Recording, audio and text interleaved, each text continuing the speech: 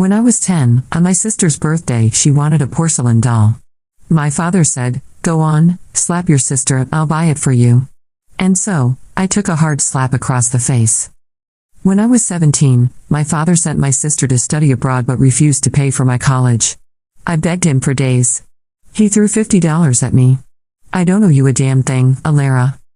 When I was 27, my sister returned from overseas, took a liking to my husband, and began to subtly, and not so subtly, flirt with him. My father sneered at me, "If you can't keep a man, that's your own failure." Yes, they all preferred my sister Rosalie, the one with a fancy degree and the sweet-talking tongue. Even my own son. On his 5th birthday, my son Leo wanted to go to the amusement park, but not with me. He said I was too bossy. My husband David joked with him, "Go give mommy a slap. If she gets mad, she won't go. Then we can go with your Auntie Rosalie." And my son really did walk over and slap me. The sound was sharp and loud. I just stood there, stunned, until my son's voice piped up again. "Daddy, is she mad now? Can I go to the amusement park with Auntie Rosalie?" David took our son without telling me. When they came back, Leo was holding a small, cheap-looking stuffed toy. He held it out to me timidly, not saying a word. But his eyes kept darting toward David, as if to say, "I did what you told me to make her happy. Why is she still ignoring me?" I was in the dining room, packaging the desserts I had just finished baking. David walked in, frowning in disapproval. "Alara, are you really going to stay mad at your own son this long over a joke? He was thinking about you the whole time we were at the park today. And this is the look you give him?" I glanced down at the crudely made toy in Leo's hands. On my phone, sitting on the table, was a message from Rosalie, sent just before they'd walked in. "Are you seriously jealous of me over Leo again? Why do you always have to turn everything into a competition with me ever since we were kids? But I won't hold it against you. We saw one of those scan a code, win a prize things at the park, so I had David get one for you. Just take it and get over it, okay?" David took the toy from Leo and pushed it toward me. "Alara, don't be childish in front of him." I sealed the last bag of cookies and finally looked up. "I'm not angry."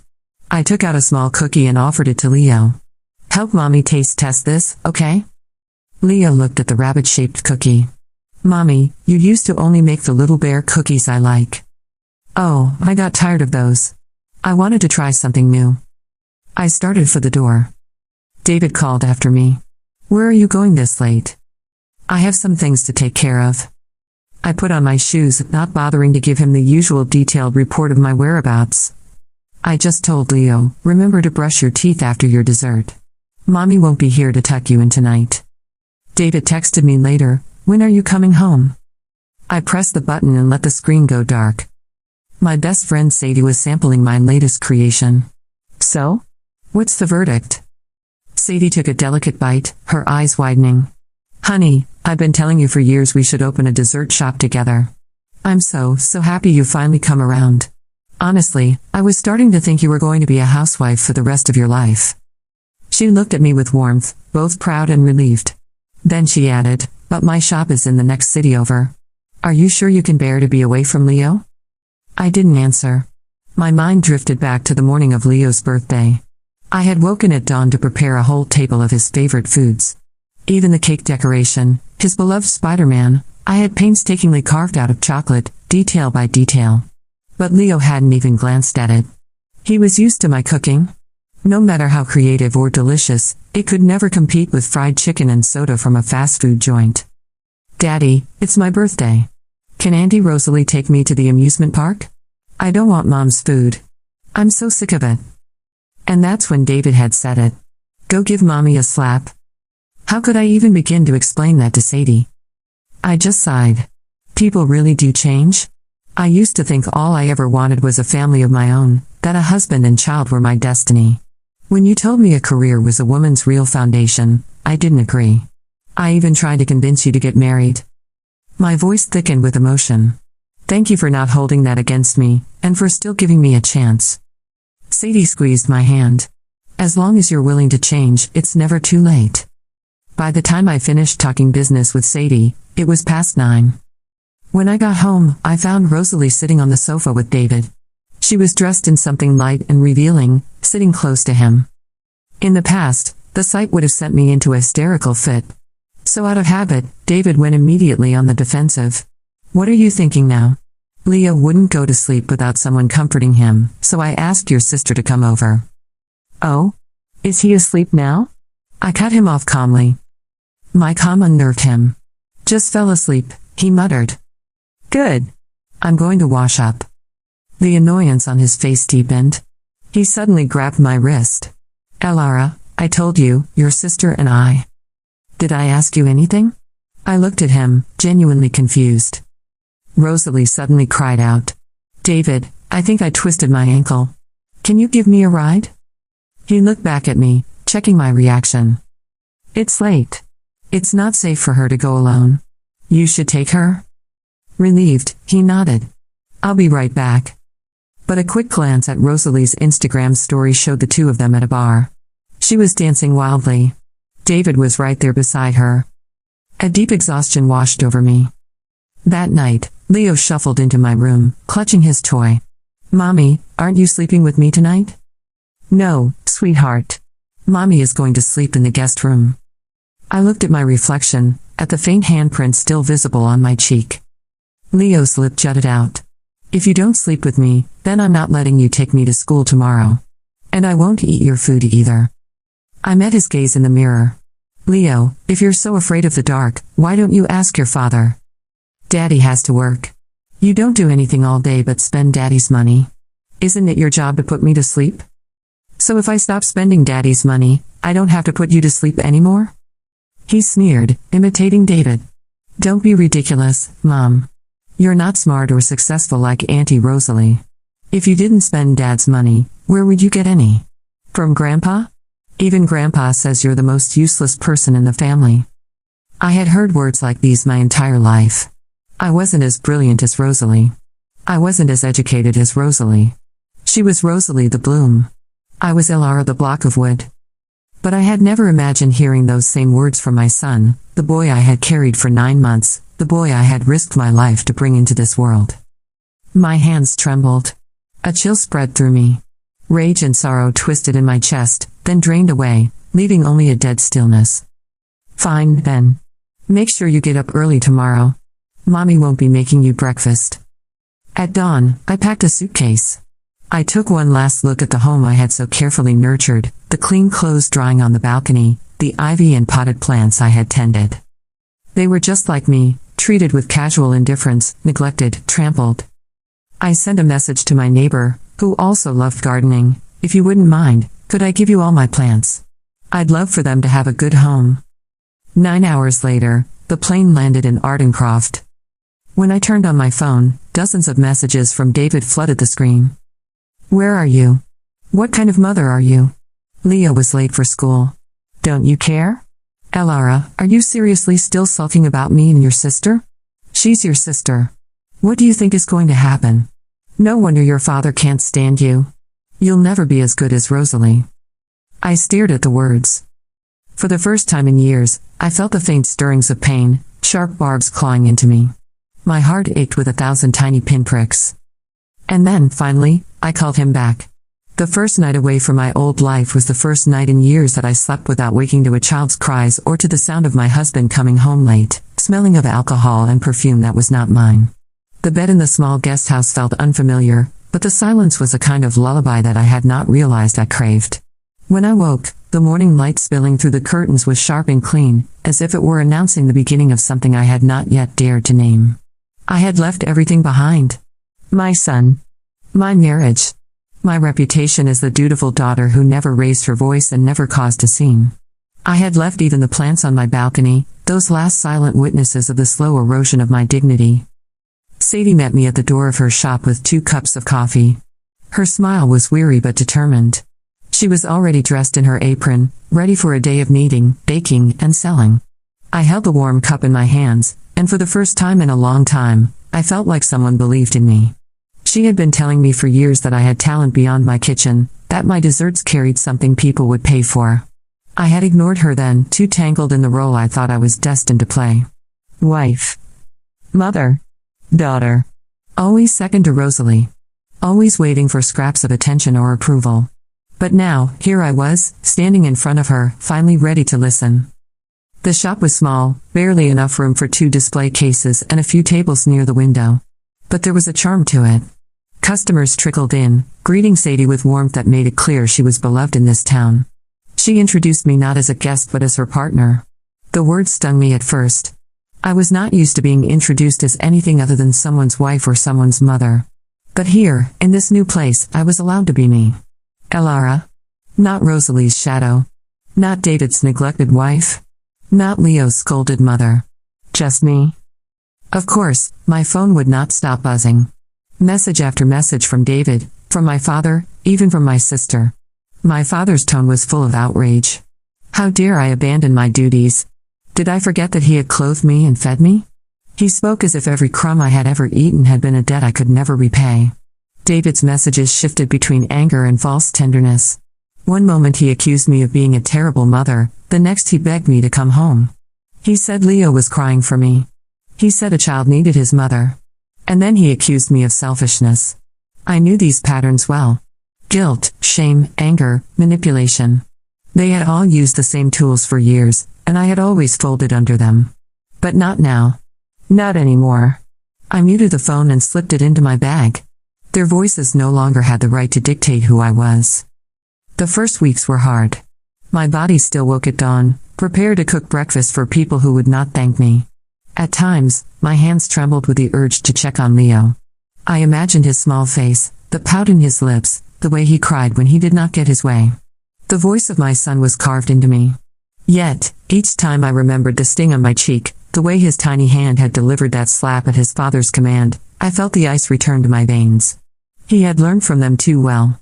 Perhaps, one day, he would unlearn it. But it was not my duty anymore to sacrifice my life in the hope that he might change. My job now was to change myself. Sadie gave me work that filled my days. She had her recipes, but she encouraged me to create my own. Slowly, I began to experiment again. Almond tarts with subtle citrus, sponge cakes layered with chocolate so delicate it melted like silk, cookies shaped like rabbits and bears that carried with them bittersweet memories. Customers began to notice. They asked for the new items, praising them with words I had rarely heard in my own home. Delicious. Beautiful. Perfect. Every compliment was a drop of water on soil that had been dry for years. I began to bloom in ways I had forgotten I could. But the past was not done with me. A letter arrived one afternoon, not from David, not from Rosalie, but from my father. He had always written with cold precision, even his handwriting sharp like a blade. He demanded I return. He said that my mother was unwell, that my absence was bringing shame to the family. He said Rosalie was suffering from the gossip surrounding David, and that as her sister, it was my responsibility to protect her reputation. The words made me laugh, a sound so hollow and strange that even Sadie looked up from the counter. They wanted me back not out of love, but because without me to absorb the blows, their own lives were becoming uncomfortable. I burned the letter in the sink, watching the flames consume every stroke of his ink. The smoke that rose smelled of freedom. Meanwhile, David grew desperate. He sent photos of Leo, dressed for school, playing in the yard, holding up drawings he had made. Each image was meant to remind me of what I had left. But even through the pixels of the phone screen, I could see the rehearsed poses, the way David's hand must have guided Leo to smile, to hold up the paper, to look like a picture of innocence. And in every photo, I noticed something else. Rosalie's presence. Her earrings on the counter, her perfume in the background, her shadow in the corner of a mirror. She was not even hiding it anymore. The two of them had grown bold in my absence. And though part of me burned with betrayal, another part felt strangely calm. They were proving what I had known all along. That I had been nothing but an obstacle. That my pain had always been their entertainment. One evening, as Sadie and I closed the shop, she asked me the question I had been avoiding. Do you plan to divorce him? The word divorce sat heavy in my chest. In my family, divorce was considered a disgrace, a failure that could never be erased. My mother had endured years of cruelty because of that belief. I had once thought I would do the same. But now, standing on the quiet street with the scent of sugar and flour still on my hands, I realized the failure was not mine. It was theirs. And yes, I said, I will divorce him. The process would not be easy. David would fight. He would not want to lose face, and he would not want to lose control of me. He would use Leo as his weapon. I knew it. And my father would side with him. Rosalie would act the victim. They would all paint me as the cold, ungrateful woman who abandoned her child. But I no longer cared about the stories they spun. I had my own story to write now, and it would not be theirs. Days turned into weeks. Word spread about the desserts at Sadie's shop, and soon we were busier than ever. I worked with a determination that startled even me. Each cake I decorated, each pastry I perfected, felt like laying a stone on the foundation of a new life. Customers began asking for me by name. Elara. They wanted my creations, not Rosalie's charm or David's jokes or my father's money. They wanted what I could do with my own 2 hands. That truth gave me strength. Still, at night, I sometimes dreamed of Leo. In my dreams, he was smaller, softer, reaching for me not with cruelty but with love. In those moments, my chest ached so badly I woke with tears on my face. The guilt tried to creep in, whispering that I was heartless, that a mother should never leave her child. But then I remembered his words, sharp as knives, echoing from his small mouth. You are useless. You are nothing without Dad. And I reminded myself that I had not abandoned my son. I had abandoned the cruelty he had been taught. I prayed silently that one day he would find the truth for himself. The breaking point came when David showed up at Sadie's shop. He walked in as if he owned the place, his suit immaculate, his face polished with arrogance. He looked around, dismissing the little tables and the customers who stared curiously. And then he saw me behind the counter. Elara, he said, as if speaking my name alone should have been enough to make me crumble. But I did not crumble. I stood straight, my hands dusted with flour, my apron marked with chocolate. I was no longer his silent housewife. I was me. He began with sweet words, telling me he missed me, that Leo cried every night, that Rosalie had only been helping, nothing more. Then his tone shifted. He accused me of abandoning my child, of destroying the family, of bringing shame on his name. He threatened to take Leo away from me forever if I dared to file for divorce. But I did not flinch. Not this time. Sadie stepped forward then, fierce as ever, and told him to leave. The customers watched, their eyes sharp, their ears listening. David did not like witnesses. He left, but not before hissing that I would regret this. That no one would ever believe my side. That Rosalie was already preparing her story, and soon the whole world would see me for what I truly was. His words rolled off me like water. For the first time, I realized his power over me was gone. That night, I sat with Sadie and drafted the first papers. Divorce. Custody. Division of property. The words were heavy, but they were mine. I was claiming my freedom not in whispers but in ink that would not burn away. The day I filed for divorce, the sky was heavy with clouds, the kind that promised rain but never delivered. My hands did not tremble when I signed the papers. They had trembled too often in the past, clutching cooking utensils, folding laundry, cleaning up messes, or holding back words I wanted to scream. But this time, they were steady. The woman at the clerk's desk looked at me with a hint of pity, as though she could see the story written in my tired eyes. I thanked her and walked away without looking back. The stamp on the document felt like a key turning inside a locked door. David reacted exactly as I had expected. His first phone call was fury, his second was pleading, and his third was calculated silence. By the fourth, he sent me a photo of Leo, sitting on Rosalie's lap, clutching her arm with a smile that looked rehearsed. The caption beneath read, "He needs his family. Come home." But Leo's eyes in the photo told me something else. They darted to the side, toward David perhaps, searching for approval. The same way he had looked at him after striking me on his birthday. Even at his age, he had already learned the game of performing for love. And that broke me more than David's threats ever could. Rosalie, of course, took to social media. Her posts were crafted carefully, as if she had been rehearsing this role her whole life. The grieving sister forced to step in, the loving aunt who cared for her nephew when his selfish mother ran away. She posted pictures of herself making pancakes with Leo, reading bedtime stories, holding his hand at the park. Comments poured in. What a wonderful aunt. She is like a second mother. Poor Leo, abandoned.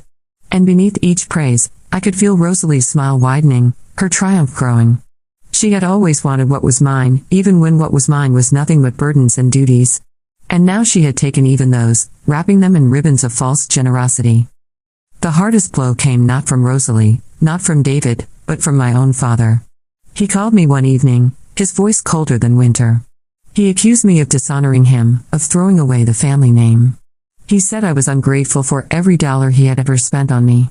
He reminded me that Rosalie had gone abroad because he believed in her, that she had made something of herself, while I had remained a disappointment. He told me that if I wanted to prove myself, I should return to my husband and my child, beg forgiveness, and endure like a proper woman. His words carved into me, each one sharper than the last. But then I realized something. I had been enduring my entire life. And where had it led me? To humiliation, to betrayal, to a slap from the son I had raised. Endurance had never saved me. Only leaving had. Sadie became my shield. She saw the way my shoulders tensed when my phone buzzed, the way I avoided mirrors when my father's voice still echoed in my ears. She would take the phone from my hands and silence it without hesitation. Focus on the work, she told me. The shop became my sanctuary, a place where I could pour everything I had into sugar and flour, into butter and chocolate. The steady rhythm of baking soothed me, and each compliment from a customer stitched another tear in the fabric of my soul. People began traveling from neighboring towns just to try our desserts. They spoke my name with admiration, and for the first time, I believed I was more than the roles others had assigned me. But freedom has a price, and David was determined to make me pay it. He hired lawyers, sending papers that demanded full custody of Leo. He accused me of abandonment, of neglect, of being unfit. He claimed I had run away with another man, that I was hiding secrets, that I was unstable. Each lie was another stone hurled at me, but I stood tall. I had left because I wanted to live, not because I wanted to escape responsibility.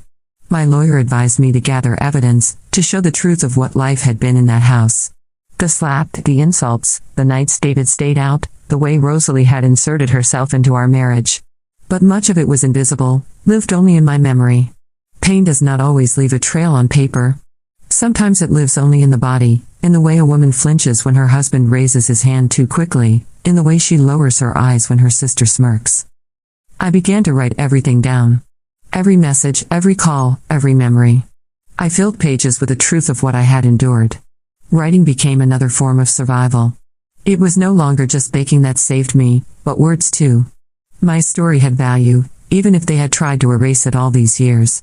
Each sentence was proof that I was not imagining things, that the cruelty was real, that I had lived through it and come out breathing.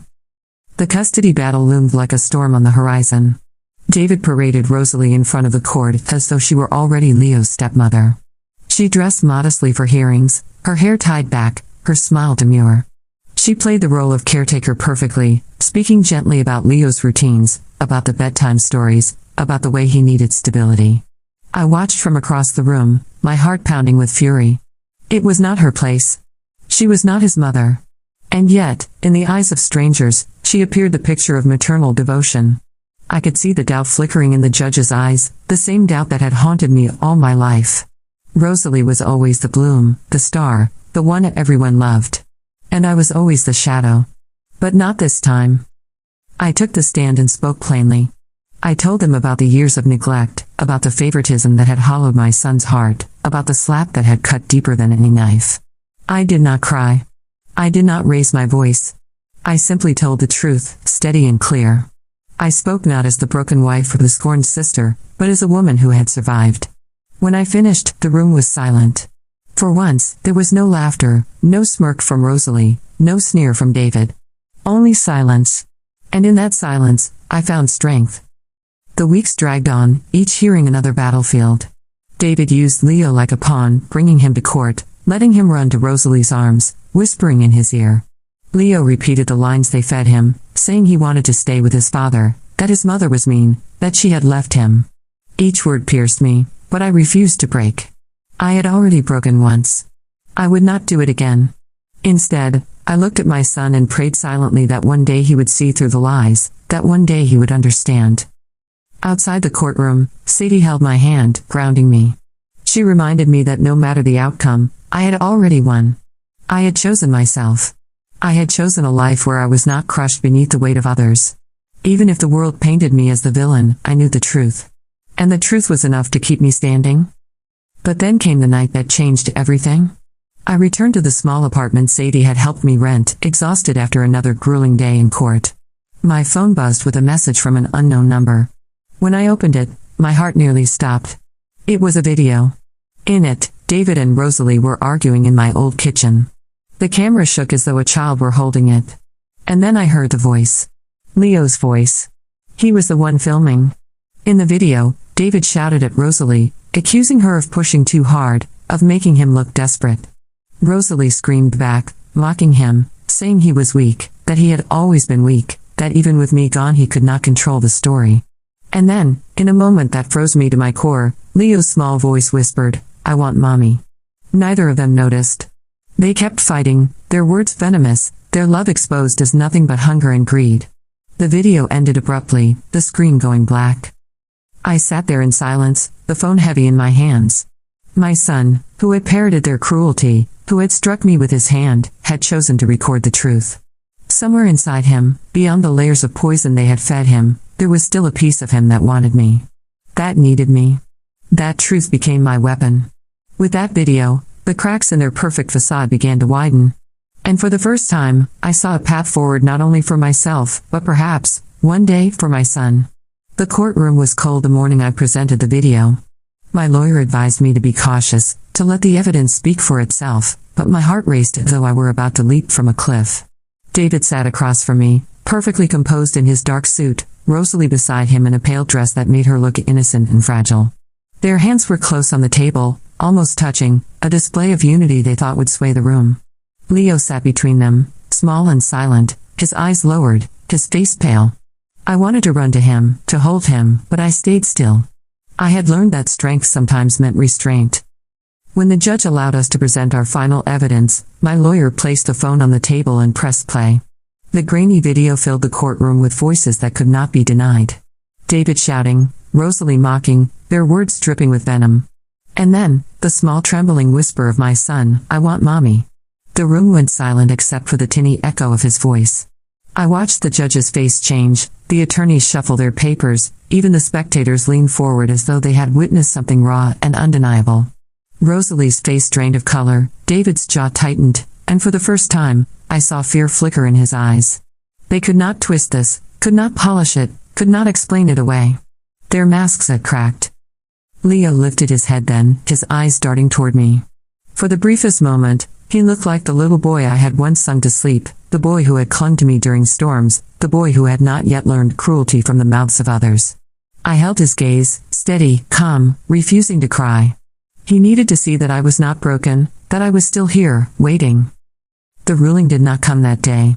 Courts moved slowly, dragging hope across weeks that feel like years. But the tide had shifted. My father called me again, his voice sharp with accusation. "How dare you humiliate your sister in public? Do you want to destroy this family?" I listened in silence and then finally said the words I had never dared before. "This family destroyed me a long time ago. I will not let you do the same to my son."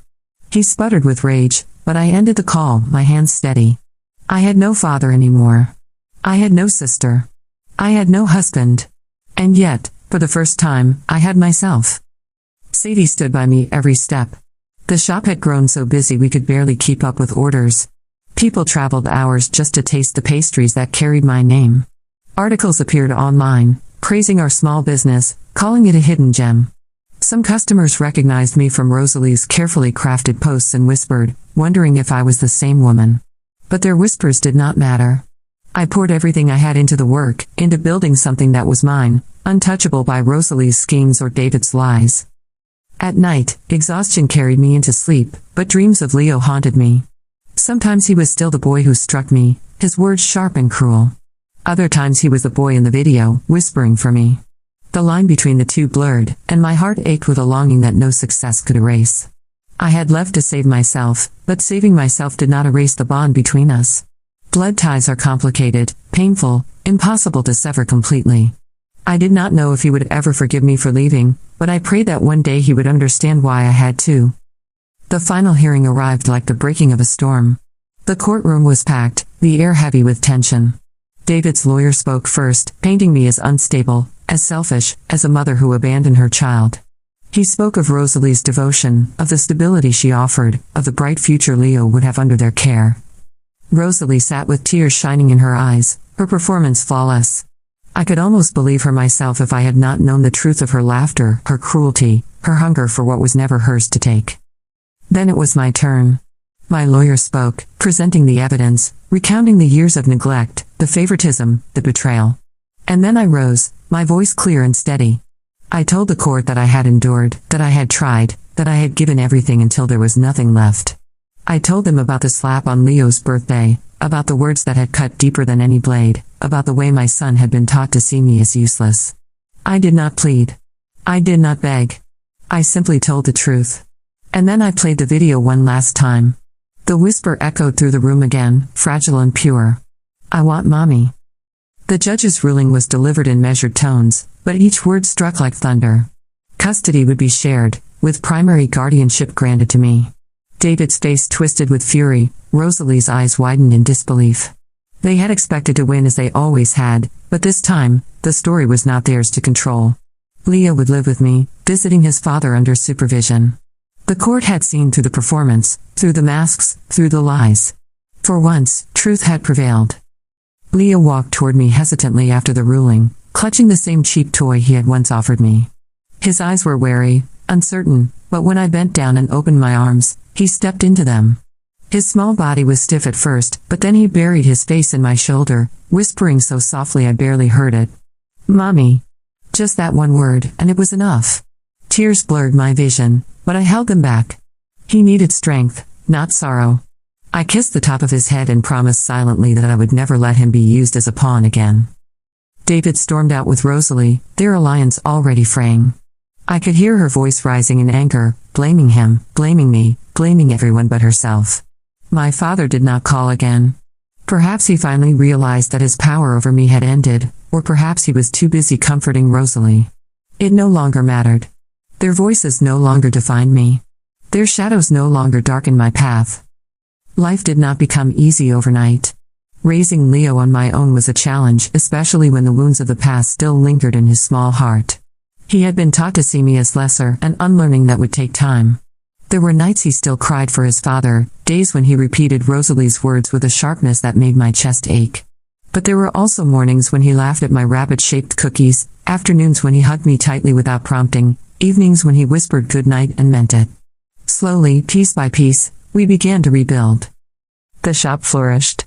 Sadie and I expanded, opening a second location, then a third. People came not only for the desserts but for the story.